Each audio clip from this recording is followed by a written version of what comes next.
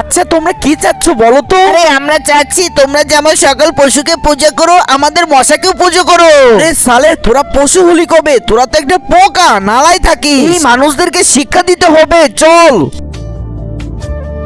আরে বাবা, আমার মেয়েটাকে দেখেছো কত সুন্দর? আরে তোমার কি হয়েছে, হাত এমন করতেছো কেন?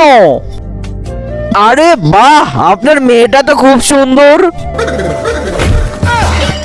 আরে সালে তুই আমার মেয়েকে মারলি? আরে না না, আপনার মেয়েকে না, মশাকে মেরেছি। যা তুই এখান থেকে বের হ।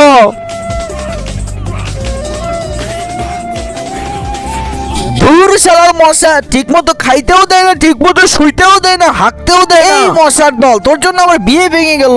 আরে আমি ঠিক মতো হাঁকতে পারলাম না, আর আমি ঘুমাতে পারতেছি না। ওদের সব সমস্যার সমাধান একটাই, আমাদেরকে পুজো করতে হবে।